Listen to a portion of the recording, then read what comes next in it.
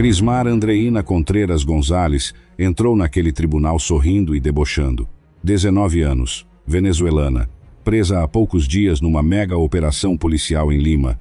Entrou na audiência de detenção preliminar com o mesmo rosto que aparecia nos TikToks, calma, direta para a câmera, sem a menor sombra de constrangimento ou preocupação com o que estava prestes a ouvir. Sorriu durante toda a audiência. Não uma vez, o tempo todo. Enquanto o promotor lia os crimes, enquanto a defesa argumentava, as câmeras registravam cada segundo. Ela confiava que era intocável, havia demonstrado isso publicamente, chegando a gravar um vídeo na frente da delegacia de polícia enquanto estava foragida. Mas não se engane com esse sorriso. Fique comigo até o final, porque o que o juiz disse ao determinar a detenção e o que aconteceu com o sorriso de Crismar naquele momento vai te mostrar o que acontece quando alguém passa anos acreditando que a violência é proteção e a câmera é escudo, e que a polícia é apenas mais um cenário para o próximo TikTok. André, tem algo que você queira dizer? É verdade ou é mentira o que disseram sobre mim? Você cortava os dedos das suas vítimas? É verdade? É tudo mentira? Tudo que está prestes a ouvir é verificado por registros judiciais, laudos da polícia, gravações do interrogatório policial e cobertura investigativa do caso.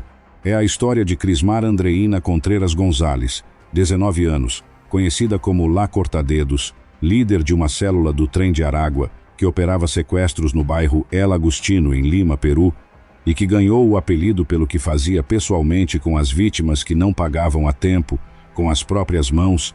Se inscreve no canal se ainda não fez isso. Toda semana tem um caso novo aqui. Agora vamos definitivamente ao começo desta história. Lima, Peru. Crismar chegou ao país há 4 anos, entrando ilegalmente vinda da Venezuela. Tinha 15 anos quando cruzou a fronteira. Nos 4 anos seguintes, construiu uma presença nas redes sociais que combinava a estética de influenciadora com função operacional de recrutamento. Publicava um vídeo por dia no TikTok, festas exclusivas, piscinas, tênis caros, uma vida de excessos muito além do que qualquer adolescente com trabalho honesto conseguiria sustentar. Porém, os vídeos não eram para ganhar seguidores, eram para encontrar vítimas. O perfil de alvo era específico: homens com sinais visíveis de prosperidade, veículos, propriedades, comportamento de consumo. Crismar e as outras mulheres da banda os identificavam nas redes sociais ou pessoalmente, estabeleciam contato, simulavam interesse romântico ou sexual, ganhavam confiança e então entregavam a vítima aos cúmplices. O chefe da divisão de sequestros descreveu o padrão. Homens que chegavam a ter amizade com esse tipo de mulher, não apenas relações sexuais ocasionais, isso os tornava mais vulneráveis e mais rastreáveis. Eles não se importam com a integridade física de uma pessoa que está sequestrada. Também não se importam com a vida. Às vezes, com uma arma branca, começam a furar diferentes partes do corpo, pegam um lençol, enrolam no pescoço. Agora guarde esse detalhe dos TikToks diários e da exibição pública, porque o mesmo hábito de aparecer que servia para encontrar vítimas foi exatamente o que acelerou a queda dela. Em 5 sequestros confirmados nos 7 dias anteriores ao operativo, um engenheiro eletrônico capturado em El Agustino, a família devia 100 mil soles, equivalente a 29.572,70 dólares, para que não fosse mutilado. A esposa recebia áudios com ameaças diretas enquanto a polícia já montava o operativo. Um mecânico em San Martín de Porres liberado, mas com lesões nos dedos, resgate de 80 mil soles, que equivale a 23.658,16 dólares. Um empresário do setor de vidros sequestrado na frente do filho de 5 anos e da esposa, resgate de 80 mil soles. O vídeo do sequestro, capturado pela câmera de segurança do local, mostra os membros da banda agindo com absoluto descaramento, segundo a polícia. E há elementos que estariam corroborando que ela seria a pessoa que executa esses atos de tortura que chegam ao extremo de mutilar os dedos das vítimas. Um empresário minerador e um designer gráfico, ambos com valores e detalhes ainda em investigação. E havia uma 6ª vítima que os investigadores encontraram depois. Um cidadão venezuelano que teve os dedos amputados, foi queimado e o corpo abandonado num terreno baldio no bairro de Comas. Na morgue, estava catalogado como não identificado. Apenas 4 das vítimas haviam apresentado queixa formal. As outras tinham medo demais para denunciar. A polícia reconheceu que havia muito mais casos que nunca chegariam a registro: extorsões a empresas de transporte, sequestros de pessoas que pagaram e nunca falaram, vítimas que nem sabiam que o que aconteceu com elas tinha nome e organização por trás. Você consegue ver o padrão? Uma estrutura criminosa que se alimentava dos rastros que ela mesma criava e destruía. As contas bancárias para receber os resgates pertenciam a pessoas que a própria banda havia mandado matar, eliminavam os titulares, ficavam com os cartões e assim recebiam os pagamentos sem rastro nominal direto. Havia também quem vendesse os próprios cartões antes de deixar o país, e a banda operava com essas contas como se fossem próprias. Em um dos áudios apreendidos diziam: "Eu preciso de resolução rápido, porque senão vai me comer a paciência e vou matar seu marido." Tamo batendo nele, tamo dando com pá. Por quê? Porque desde ontem tô pedindo dinheiro com você e você nada de colaborar, nada. Se apressa, porque só te resta 1 hora e eu vou matar ele. Eu preciso de uma resolução rápido, porque senão ela vai me tirar a paciência e eu vou matar o seu marido, senhora. Em outro: "1 hora vou te dar. Depois disso começamos a cortar os dedos. Que morra de sangramento." Mas vejo que mesmo tão jovem, a violência que ela tem, a violência que ela demonstra, essa manifestação sanguinária que ela tem com as vítimas. Dessa pessoa, ela é a responsável por cortar os membros superiores. Tá aí, tá a objetividade, a rastreabilidade, mas é isso que a sociedade nos dá. Nós, com essa pessoa, não fizemos nada. Nós a capturamos dentro do devido processo. O modus operandi era industrial em sua eficiência e brutal em sua execução. As mulheres da banda Diana, Carla, Britney, Dignicoris e outras fingiam ser profissionais do sexo para captar os alvos. No jargão criminal, eram as entradoras. A seleção das vítimas era deliberada. Homens com sinais visíveis de prosperidade, identificados nas redes sociais ou pessoalmente, através do tipo de conteúdo que consumiam e exibiam. Alguém que tem carro, propriedade, comportamento de consumo visível. Após a captura, as vítimas eram levadas para uma das casas de cativeiro, e então começava o que a banda chamava de pressão sobre a família. E é aqui que as coisas ficam verdadeiramente sombrias. As sessões de tortura eram gravadas em vídeo e enviadas às famílias em tempo real. Espancamentos que abriam o couro cabeludo, ferimentos com arma branca em várias partes do corpo, estrangulamento com lençol. E quando o prazo de pagamento passava sem resposta, amputação de dedos, Crismar era pessoalmente responsável pelo corte. Era ela quem segurava a ferramenta. Era ela quem executava. Não delegava esse momento. Os investigadores da DIRINCRE, que é o principal órgão da Polícia Nacional do Peru, PNP, encarregado de investigar casos criminais complexos, desarticular quadrilhas e combater organizações criminosas no país. Eles disseram que havia elementos rastreáveis, confirmando que ela era a pessoa encarregada de seccionar as extremidades superiores das vítimas. Daí o apelido que a polícia e a imprensa passaram a usar: La Cortadedos, a cortadora de dedos. Num dos áudios enviados a uma família, a voz na gravação diz: "Apresse-se porque já estão sobrando poucas horas e vou matar seu marido. Vou cortar a cabeça, cortar os pés, vou picar e entregar numa caixa como presente." Olha, sua velha maldita, não estou dizendo que seu marido está bem aí. Estou dizendo que estamos machucando ele, estamos batendo nele, estamos dando porrada porque ele está aí pedindo dinheiro com você e você nada de colaborar, nada. Se apresse porque só te restam algumas horas e eu vou matar ele, vou cortar a cabeça dele, vou cortar os pés dele, vou picar ele e vou te entregar numa caixa assim, de presente. Em outro: "Não estou dizendo que seu esposo está bem. Estamos batendo nele, estamos machucando. Por quê? Porque ele está pedindo dinheiro para você e você não colabora em nada." Os valores exigidos por vítima variavam entre 80 mil e 300 mil soles peruanos. Em menos de uma semana antes do operativo, a banda havia executado 5 sequestros e acumulado um total exigido de aproximadamente 350 mil soles. E havia uma 6ª vítima que a polícia encontrou depois. Um cidadão venezuelano que teve os dedos amputados, foi queimado, e o corpo foi abandonado num terreno baldio no bairro de Comas. Estava na morgue como não identificado. Apenas 4 das vítimas haviam apresentado queixa formal. As outras tinham medo demais para denunciar.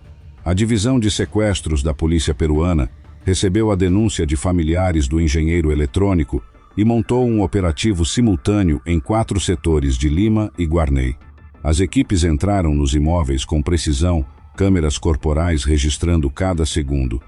Na madrugada do dia do operativo, Crismar estava descansando no imóvel junto com a mãe e o filho. Vestia blusa vermelha e calça de moletom preta. No antebraço, a tatuagem com o nome da mãe Jenny visível para qualquer câmera que apontasse. 2 membros da banda tentaram fugir pulando do prédio. Foram capturados. Um dos membros, de 18 anos, pulou do 3º andar durante a operação e deslocou o braço na queda. Quando perguntada por que havia saltado, disse que todo mundo estava correndo e que não tinham encontrado nada com ela. Ao ser questionada sobre seu vínculo com os outros detidos, respondeu que conhecia a Branquinha. No imóvel de Crismar, os investigadores encontraram 3 celulares, uma blusa branca com possíveis manchas de sangue encaminhada para a perícia e colchões com manchas diversas. E encontraram algo que os repórteres presentes descreveram com surpresa: peluches e balões em formato de coração. Presentes que as vítimas haviam dado a Crismar durante o período em que ela ganhou a confiança delas antes de entregá-las. A mãe, Jenny Carolina Gonzalez Mendoza, 33 anos, foi presa no mesmo imóvel. Tinha se tornado mãe de Crismar quando tinha 14 anos, uma inversão de hierarquia que os investigadores descreveram como parte do padrão de controle absoluto de Crismar sobre todos ao redor, incluindo a própria família. Operava sob ordens da própria filha, organizando a rede de jovens venezuelanas que atuavam como entradoras. Quando perguntada o que estava fazendo quando a polícia chegou, disse: "Estava deitada com minha filha e chegaram para intervir." Seu nome completo? Jenny Carolina Gonzalez Mendoza. Quantos anos você tem? 33. O que você estava fazendo quando Eu estava deitada com minha filha e eles vieram me abordar. O filho de Crismar também estava no imóvel durante a captura. 3 gerações no mesmo espaço. A avó, que havia se tornado mãe aos 14, a mãe que chegou ao Peru com 15 e construiu uma organização criminosa antes dos 20, e a criança cujo quarto dividia espaço com peluches de vítimas e colchões com manchas ainda por peritar.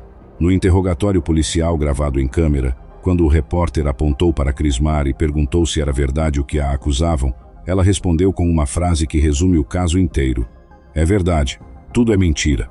Primeiro confirmou, depois negou, com o mesmo tom de voz, sem hesitação, sem transição entre as duas coisas. Quando perguntada se era a cabeça da banda, respondeu: "Sou a cabeça da minha casa." O que você estava fazendo quando foi abordada? Nada, estava dormindo. Você conhece algum dos detidos? Nenhum.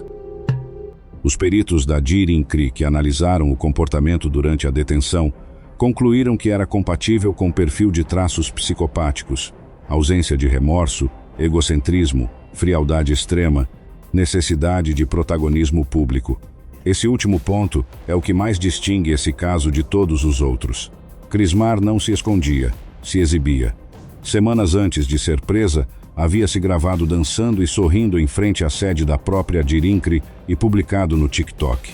O chefe da divisão de sequestros disse à imprensa depois da prisão: "Ela não vai pensar que fazendo um TikTok aqui na Catedral das Investigações vai conseguir impunidade. Você consegue entender que ela foi filmar conteúdo em frente à polícia, que eventualmente aprenderia e ainda assim se sentia absolutamente segura?" Na audiência de detenção preliminar, o rosto era o mesmo, sorrindo para as câmeras que cobriam a sessão. Quando o juiz leu os fundamentos do pedido de detenção-sequestro agravado, tortura, extorsão, vinculação ao trem de Aragua, o sorriso não saiu. Quando o promotor detalhou os 5 sequestros, as gravações de tortura enviadas às famílias, os dedos amputados, o corpo queimado em comas, o sorriso não saiu. O primeiro juizado de investigação preparatória permanente de El Agustino determinou 15 dias de detenção preliminar para Crismar e os demais investigados por sequestro agravado, tortura e extorsão, vinculados ao trem de Aragua Nueva Generación. A defesa interpôs recurso de apelação imediatamente. O recurso não impediu a detenção. O sorriso finalmente ficou menor. A legislação peruana é direta sobre a pena para sequestro acompanhado de tortura: cadeia perpétua. Não uma pena longa. Não décadas com possibilidade de revisão automática. Cadeia perpétua. Os 11 integrantes da banda enfrentam essa possibilidade.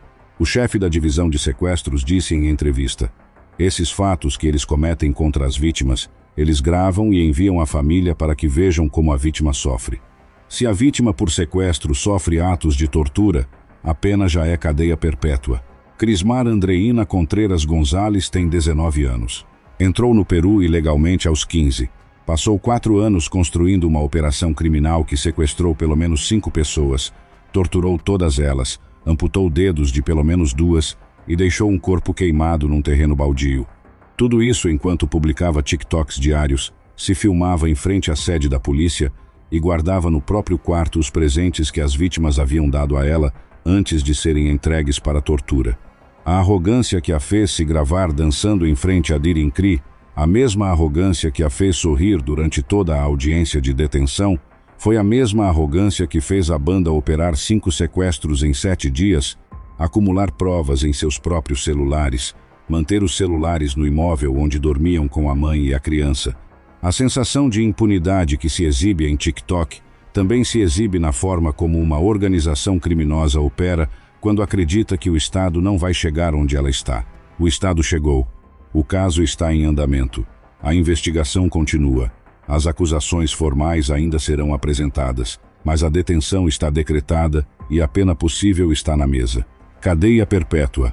Para uma adolescente que passou 4 anos acreditando que a câmera era proteção e a violência era poder. Se você chegou até o final desse caso, me conta nos comentários. O que mais ficou com você? Os TikToks gravados em frente à própria sede da Dirincri, sorrindo como se a polícia fosse um cenário de vídeo? Os peluches e balões de coração no quarto presentes das vítimas que ela depois entregou para ser torturada? A frase do interrogatório é verdade. Tudo é mentira dita na mesma voz, sem pausar, sem perceber a contradição? Ou o sorriso que não saiu do rosto durante toda a audiência de detenção, enquanto o juiz lia as acusações de tortura, amputação e vinculação ao trem de Aragua, e que ficou apenas um pouco menor quando a detenção foi decretada? Inscreve no canal se ainda não fez isso. Toda semana tem um caso novo aqui. A gente se vê na próxima investigação.